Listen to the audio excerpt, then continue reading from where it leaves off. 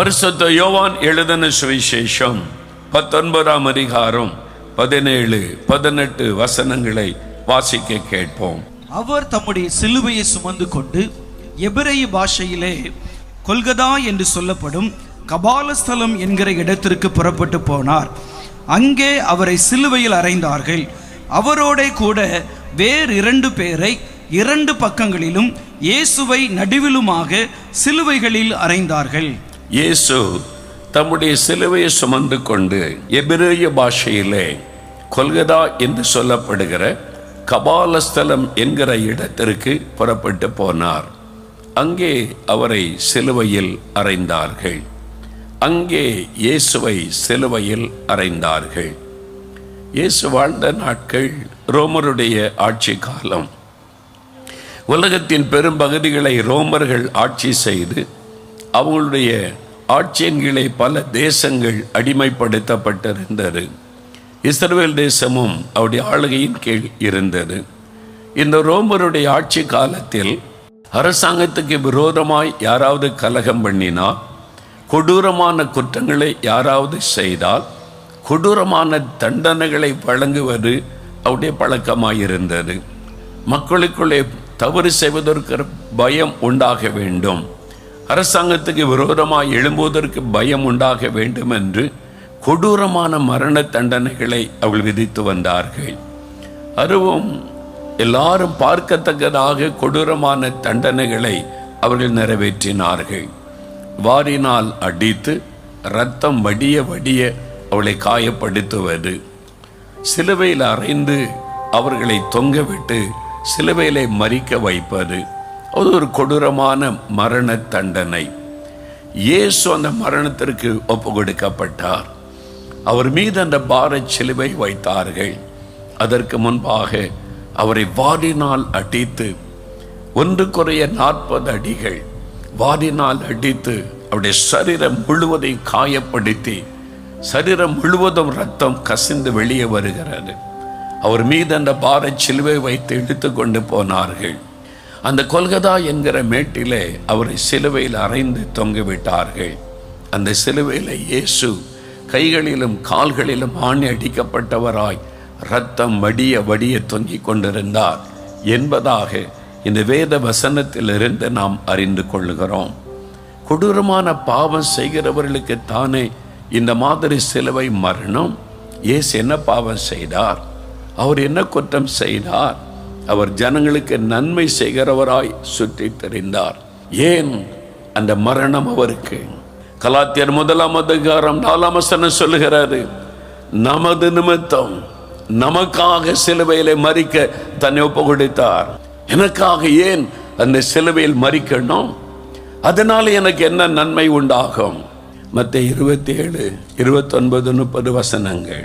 முள்ளுகளால் ஒரு முடியை பின்னி அவர் சிரசின் மேல் வைத்து அவர் வலது கையில் ஒரு கோலை கொடுத்து அவர் முன்பாக முழங்காற்படியிட்டு, யூதருடைய ராஜாவே வாழ்க என்று அவரை பரியாசம் பண்ணி அவர் மேல் துப்பி அந்த கோலை எடுத்து அவரை சிரசில் அடித்தார்கள். இயேசுவை வாரினால் அடித்து போர் சேவகர்கள் அவரை காயப்படுத்தி கொண்டிருந்த சமயம் ஒரு போர் வீரன் முள்ளுகளால் ஒரு முடியை பின்னி கொண்டு வருகிறான். அவருடைய தலையில் ஒரு முள்முடியை வைக்கிறான். கோலினால் அதை ஓங்கி அடிக்கிறார்கள். அவரை பரிகாசம் பண்ணுகிறார்கள். யூதருடைய ராஜாவை என்று பரிகாசம் பண்ணி தலையில ஓங்கி அடிக்கிறார்கள். அந்த முற்கள் தலையில் பதியும் பொழுது தலையில் இந்த ரத்தம் வடிய ஆரம்பிக்கிறது. சாதாரண முற்கள் அல்ல. இஸ்ரவேல் தேசத்தில் பலவிதமான இன முற்கள் இருக்கிறதா. அதில் பின்னா கிறிஸ்து என்கிற ஒரு வகை முள், அது ஆணியை போல கடினமாக இருக்கக்கூடிய முள். சாதாரண ஒரு முள்ளல், ஆணியை போல விஷத்தன்மை உள்ளது. அந்த முள் தலைக்குள்ளே பதியும் பொழுது அந்த இரத்தத்துக்குள்ளே ஒரு விஷத்தன்மையை கொண்டு வரும். சரீரம் முழுவதில் ஒரு விஷம் பரவுவதை போல ஒரு வேதனை உண்டாக்கும். அதுதான் அந்த முள். அந்த முள் முடியை அவருடைய தலையில சூட்டினார்கள். இயேசுவுக்கு முன்னும் இயேசுவுக்கு பின்னும் என நிறைய பேர் சிலுவையில் அறைந்து கொல்லப்பட்டார்கள். யாருடைய தலையில் முள்முடி சூட்டினதாக சரித்திரம் இல்லை. யாருடைய தலையில் முள்முடி சூட்டப்பட்டது இல்லை. சிலுவையில் அறையப்பட்டதிலேயே இயேசுடைய தலையிலே மாத்திரம்தான் முள்முடி சூட்டப்பட்டது. ஏன்? தற்செயலாய் நடந்த ஒரு காரியம் அல்ல. அந்த முள்முடி ஒரு காரியத்தை குறிக்கிறது. சாபம், சாபத்தை குறிக்கிறது முற்கள். ஆதியாகமம் 1, 2, 3 அதிகாரங்களை வாசித்து பாருங்கள். ஆண்டவர் இந்த உலகத்தை உண்டாக்கின போது முதலாவது முற்களை உண்டாக்கவில்லை. அழகாக உலகத்தை சிருஷ்டித்தார். கனி விருட்சங்களை உண்டாக்கினார், மலர்களை உண்டாக்கினார், பொற்பூண்டுகளை ஆண்டவர் உண்டாக்கினார். பல மனுஷனுக்கு அவசியமான தேவையான மூலிகைகளை உண்டாக்கினார். மனிதனுக்கு அவசியமான எல்லாவற்றையும் சிருஷ்டித்தார். முற்கள் உண்டாக்கப்படவில்லை. 3ஆம் அதிகாரத்தில் வரும் பொழுது மனிதன் பாவம் செய்தபடியால், பாவத்துக்கு இடம் கொடுத்தபடியினால் சாபம் வருகிறது. பூமி அவன் நிமித்தம் சபிக்கப்படுகிறது.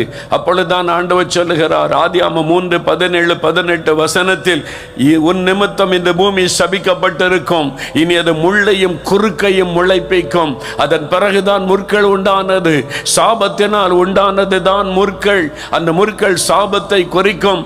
மனிதனுடைய வாழ்க்கையில ஆதி நாட்களில் ஆதாம் பாவம் செய்த நாள் முதல் சாபம் தொடர ஆரம்பித்து விட்டது. மரணம் தொடர ஆரம்பித்து விட்டது.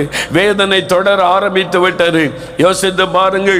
ஆதாமும் ஏவாளும் தோட்டத்தை விட்டு வெளியாக்கப்பட்டார்கள். முதலாவது 2 பிள்ளை பிறக்கிறார்கள். காயின், ஆபேல் என்று 2 பிள்ளைகள் வளர்ந்து வாலிப வயது ஆகிவிட்டார்கள். ஒரு சந்ததி வந்தது விட்டது என்று மகிழ்ந்திருக்கிற சமயத்தில் அந்த ஒருவனை கொலை செய்கிறான். காயின் ஆபேலை கொலை செய்து முதல் மனுஷ கொலை. இரத்த வெள்ளத்தில் ஆபேல் மரித்து கிடக்கிறான். ஆதாமும் ஏவாளும் ஓடி வந்து பார்த்திருப்பார்கள். ஒரு மகன் இரத்த வெள்ளத்தில் செத்து கிடக்கிறான். அடுத்த மகன் சாபத்தோடு கூட ஓடி போய்விட்டான். அந்த சாபத்தை சுமந்து கொண்டே ஓடி போய்விட்டான். 2 பிள்ளைகளையுமே இழந்து நிற்கிறார்கள். ஆதாமும் ஏவாளும் கண்ணீர் வடித்திருப்பார்கள். ஐயோ, நம்முடைய பாவத்தினால் உண்டான சாபம் நம்ம பிள்ளைகளையும் பாதித்து கொண்டிருக்கிறதே என்று. அந்த நாள் முதல் இந்த நாள் வரைக்கும் மனு கொலத்தை தொடர்ந்து வருகிற சாப கிரியைகள் உண்டு. சில பாவங்கள் சாபமாக ஒரு மனிதனை தொடரும், குடும்பங்களை தொடரும், சந்ததி சந்ததியாய் தொடரும். எல்லா பாவங்களும் சாபம் ஆகிவிட முடியாது. சில பாவங்கள் தேவனை துக்கப்படுத்துகிற, சில பாவங்கள் ஆண்டவருக்கு அவமானத்தை கொண்டு வருகிற, சில பாவங்கள் மனிதனுடைய உள்ளத்தை காயப்படுத்தி வேதனைப்படுத்தி அவர்களுடைய உள்ளத்தில் ஒரு துக்கத்தை உண்டாக்குகிற சில பாவங்கள் சாபமாய் மாறிவிடும். அந்த சாபம் என்று விட்டால் சாபத்தினுடைய விளைவை குறித்து உபாகமம் 28ஆம் அதிகாரம் 15ஆம் வசனம் முதல் வாசிக்க முடியும்.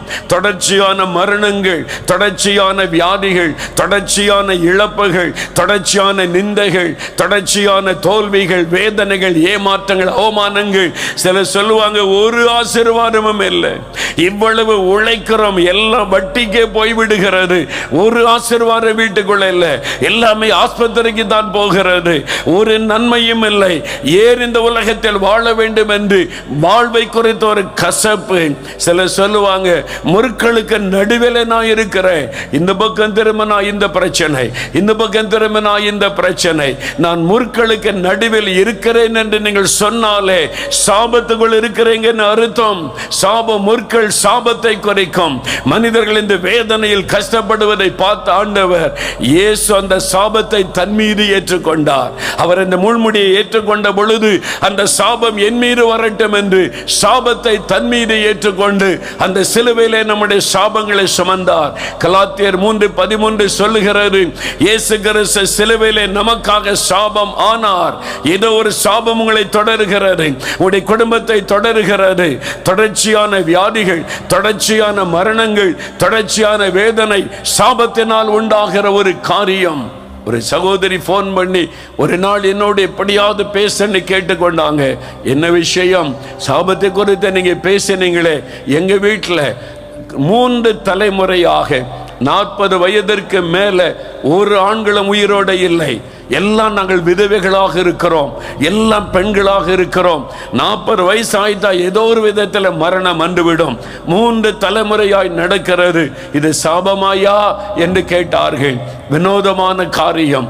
வருஷம் விபத்து ஒவ்வொரு வருடமும் நடந்த மரணங்கள் சம்பவித்து கொண்டே இருக்கிறது.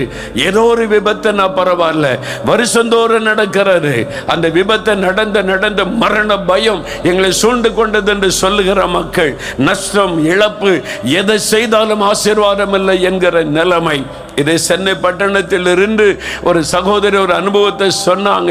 கிறிஸ்தவர் அல்லாதவர்கள் அவங்க சொல்லி இருந்தாங்க, என் கணவருக்கும் ஒரு வியாதி, அதே வியாதி எனக்கும், என் மகனுக்கும் அதே வியாதி, எங்க குடும்பத்தில் எல்லாருக்கும் ஒரே விதமான வியாதி, ஏன் இப்படி கஷ்டப்படணும், ஒரே விதமான வியாதினால் தாக்கப்பட்டு வேதனைப்படுகிறோமே என்று ஏதோ ஒரு சாபம் நம்மை தொடருகிறது என்று ஆண்டவர் இயேசுடைய வார்த்தையை கேட்டாங்க. சாபத்தை இயேசு சிலுவையில் சுமந்து விட்டார். இயேசுவே பாவத்தை மன்னித்து சாபத்தை விடுதலை தாருன்னு கேளுங்க என்று சொன்னபோது டிவிக்கு முன்னால முழங்கால் படிட்டு குடும்பம் ஆளுதாங்க. இயேசுவே நீங்க தான் சாபத்தை மாற்றுகிற தெய்வம் என்று அறிந்தோம், என் குடும்பத்துக்குள்ள இந்த சாபம் இருக்கிறது, விடுதலை கொடுங்க அழுதார்கள். என்ன நடந்தது தெரியுமா? ஒரே நாளிலே 3 பேர் சுகமாக்கப்பட்டார்கள்.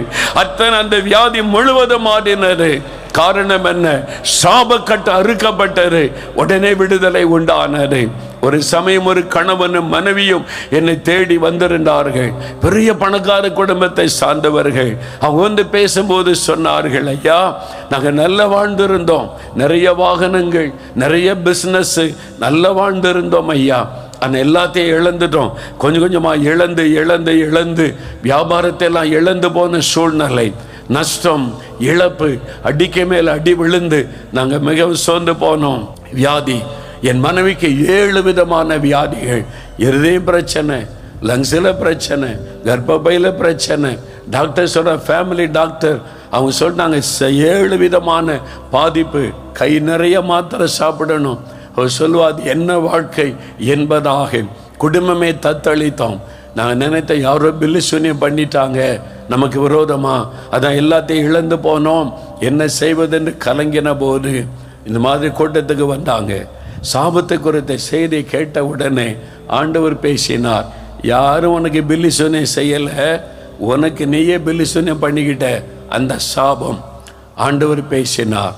என்ன காரியம்னு கேட்டேன். நாங்கள் கிறிஸ்தவங்களாக இருந்தோம், சிலை வணக்கம் பண்ணினோம் ஐயா, அது பாவம் எங்களுக்கு தெரியாது. சிலை வணக்கம் பண்ணினோம், விக்கிரக ஆராதனை பண்ணினோம், மாதிரி குறி கேட்கறதற்கு போனோம், ஆண்டவருக்கு பிரியமில்லாதெல்லாம் செய்துட்டோம், எங்களுக்கு நாங்களே சாபத்தை வருவித்து கொண்டோம். அதில் தான் ஆண்டவர் உணர்த்தின போது கண்ணீரோட மனம் திரும்பி ஒப்பு கொடுத்த, ஆண்டவரே எங்கள் சாபத்தை மாற்றுங்க, பாவத்தை மன்னிச்சிருங்கன்னு அழுதோம். இப்போ சாபம் மாறிட்டு. நான் கேட்டேன், சாபம் மாறிட்டுன்னு எப்படி சொல்கிறீங்க? ஒரு நாள் கூட்டத்துக்கு வந்தீங்க, கூட்டத்தில் கணவன் மனைவி அழுது ஜெபிச்சிங்க, சாபம் மாறிட்டுன்னு எப்படி சொல்கிறீங்கன்னு கேட்டேன். அதுதான் ஐயா உன்கிட்ட சொல்ல வந்தோம், என்ன காரியம்னு கேட்டேன். அதான் ஃபஸ்ட் டைம் அவங்கள நான் நேரில் பார்க்குறேன். அவங்க சொன்னாங்க, என் மனைவியுடைய சரீரத்தில் உடனே மாற்றம், வலி போயிட்டு வேதனை போயிட்டு சரீரத்தில் மாற்றம் உண்டானதை உணர்ந்து சொன்னாள். என் உடம்புல ஏதோ நடந்திருக்குதுங்க, டாக்டர்கிட்ட போய் செக் பண்ணிடுவோன்னு சொல்லி ஃபேமிலி டாக்டர்கிட்ட போய் செக் பண்ணா எல்லா உறுப்பும் நார்மலாக இருக்கிறாரு, ஒரு வியாதியும் இல்லை. 7 விதமான நோய்கள் பாதிக்க அத்தனையும் மாறிவிட்டார். இனி மாத்திரையே நீங்கள் போட தேவையில்லைன்னு சொல்லிட்டாங்க. ஒரே நாளில் சரீரம் புதிதாய் மாறிவிட்டார். அப்போதான் தெரிந்தது சாபத்தினால் உண்டான வியாதி, சாபத்தினால் உண்டான இழப்பு, அதனால ஊரில் இருந்த மதிப்பு மரியாதை எல்லாம் போய்விட்டார், அவமானம். ஆண்டவர் எல்லாத்தையும் ஆண்டவர் மாற்றிட்டார். இன்னைக்கு ஆண்டவர் எங்களை ஆசீர்வதித்து கொண்டு வருகிறார். அதை சொல்ல வந்தோம் என்று சொன்னார்கள். இன்றைக்கு நீங்கள் ஏதோ ஒரு சாபம், ஒரு ஆசீர்வாதம் இல்லை, ஒரு நன்மையும் இல்லை, எல்லாம் தடைகள், நிந்தை, அவமானம் என்று கலங்குறீங்களா? சிலுவையில் சாபமானார் உங்களுக்காக. எந்த குடும்பத்தில் சாபம் இருக்கிறோ அந்த குடும்பத்துக்குள்ளே சாத்தான் ஈஸியாக நுழைய முடியும். அந்த சாபம் நுழைவாயிலாக அமைகிறது. சாத்தான் அந்த குடும்பத்துக்குள்ளே நுழைந்து வாதிப்பை கொண்டு வர முடியும். சாபக்கட்டு அறுக்கப்பட்ட உடனே பிசாசின் கிரியை அழிக்கப்படும். எல்லா சூழ்நிலைகள் மாறும், டிப்ரெஷன் மாறும், பயங்கள் மாறும், வறுமைகள் நீங்கும், இது மாதிரி கடன் தொல்லைகள் விலகும், ஒரு ஆசீர்வாதம் உங்களுடைய வாழ்க்கையில உண்டாக ஆரம்பிக்கும். அதுக்குத்தான் சிலுவைக்கு போனார். உங்களுக்காக எனக்காக நம்முடைய பாவங்களை சுமந்தார், நோய்களை சுமந்தார், சாபங்களை சுமந்தார். அந்த சிலுவையிலே உங்களுக்காக சகோதரனே, உங்களுக்காக சகோதரியே, இன்றைக்கு அந்த ஆசீர்வாதத்தை நீங்கள் பெற முடியும். பிரியமானவர்களே, இயேசுவின் நாமத்தில் உங்களுக்கு என் அன்பின் வாழ்த்துக்கள். ஆண்டவர் உங்களோட இன்னைக்கு பேசியிருக்கிறார்ல, வசனத்தை கேட்டீங்க. ஆண்டவர் தம்முடைய வார்த்தைகளை கொண்டு நம்மோடு பேசுகிறவர். உங்கள் பிரச்சனைக்கு காரணம் என்ன? சில காரியம் என்ன காரணம்னே குழம்பிக்கிட்டு இருந்தீங்கல்ல, எதனால் இப்படி நடக்குது, ஏன் எனக்கு இப்படிலாம் நடக்கணும், தொடர்ச்சியாக ஏன் இந்த மாதிரிலாம், ஒரு ஆசீர்வாதமே இல்லையே நினைக்கிறீங்களா? சாபமாக இருக்கலாமோ? வசனம் சாபத்தை குறித்து பேசுகிறாரு. இயேசு சிலுவையிலே நம்முடைய சாபத்தை கூட சுமந்தார் என்று வேதத்தில் வாசித்தோம்ல. அப்போ நம்முடைய சாபத்தை அவர் சுமந்தார்னு என்ன அர்த்தம்? சாபம் என்கிற ஒரு காரியம் மனுக்குலத்துக்கு பாதிப்பை உண்டாக்குகிறது. அப்போ ஏதோ ஒரு காரியம் சாபமாய் தொடர்ந்து வந்திருக்கலாம் உங்கள் வாழ்க்கையில். சிலருக்கு ஜெனரேஷன் கர்ட்ஸ், பரம்பரையாய் தொடர்ந்து வருகிற சாபம். அந்த சாபம் வந்துட்டால் சிலருக்கு பரம்பரைய வியாதி தொடரும், வறுமைகள் தொடரும், நஷ்டங்கள் தொடரும், இழப்புகள் தொடரும், அவமானங்கள் தொடரும், அப்படியே பாதிப்புகள் 3ஆம் 4ஆம் தலைமுறை வரைக்கும் கூட தொடரும். அது மாதிரி சாபத்தினால் உண்டான பாதிப்புகள் இருக்கலாம். எல்லாத்தையும் இயேசு சிலுவையில் சுமந்துட்டார். இனி நீங்கள் சாபத்துக்குள்ளே இருக்குன்னு அவசியமே கிடையாது. நீங்கள் விடுதலை பெற என்ன செய்யணும்? இயேசு என் சாபத்தெல்லாம் சுமந்துட்டா நீ விசுவாசிக்கணும். 2வது, இயேசுவே என் சாபத்தை சுமந்ததற்காக ஸ்தோத்திரம்னு சொல்லி உங்களுடைய இரத்தத்தின் வல்லமினால் அந்த சாபக்கட்டை அழிச்சு போடுங்க, அதை எடுத்து போடுங்கன்னு நீங்கள் ஜெபிக்கணும். விசுவாசத்தோடு ஜெபிச்சுட்டா ஆண்டவர் இந்த அற்புதத்தை செய்தருவார். ஒருவேளை சில சாபத்துக்கான காரணம் தெரிஞ்சுன்னா மனம் திரும்பி அந்த பாவத்தை விட்டு விட வேண்டும். அப்படி ஒப்பு கொடுத்து ஜெபிக்கணும். இப்போ ஜெபிக்கலாமா? உங்கள் வாழ்க்கையில் சாப கிரியைகள் இருக்கிறதா? நெஞ்சில் கை வைத்து கொள்ளுங்க, இருதயத்தில் கை வைத்து கொண்டு, ஆண்டவரே என் குடும்பத்தின் மேலே இருக்கிற சாபம், என் மேலே இருக்கிற சாபம், என் பிள்ளைகளை தொடர்கிற சாபம், இந்த கிரியைகள் எல்லாம் அழிக்கப்படணும்.